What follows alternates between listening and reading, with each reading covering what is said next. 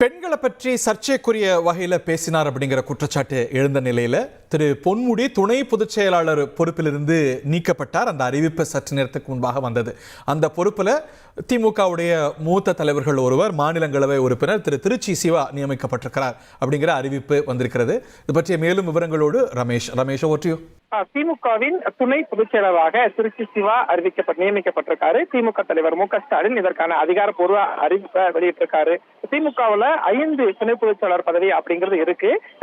பெண்கள் குறித்து சர்ச்சைக்குரிய வகையில பேசினதா அமைச்சர் பொன்முடி திமுக துணை பொதுச் செயலர் பதவியில இருந்து அரை மணி நேரத்துக்கு முன்பாக நீக்கப்பட்டிருந்தாரு. இந்த சூழல்ல தான் புதிய துணை பொதுச் செயலாளரா திருச்சி சிவா எம்பி இப்ப நியமிக்கப்பட்டிருக்காரு. குறிப்பா திமுகவின் சட்ட விதி 17 பிரிவின் 3 படி இதற்கான அறிவிப்பை நான் வெளியிடுகிறேன் அப்படின்னு முதலமைச்சர் மு க ஸ்டாலின் அந்த அறிக்கையில தெரிவிச்சிருக்காரு. திருச்சி சிவாவை பொறுத்த வரைக்கும் மாநிலங்களவை குழு தலைவராகவும் திமுகவில் பதவி வகிக்கிறாரு.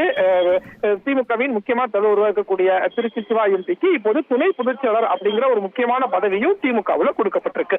இவருக்கு பதில் இவர் அப்படிங்கிற அறிவிப்பு வந்திருக்கிறது. பொன்முடி நீக்கப்பட்டிருக்கக்கூடிய நிலையில திமுகவுடைய துணை பொதுச் செயலாளராக திரு திருச்சி சிவா நியமிக்கப்பட்டிருக்கிறார்.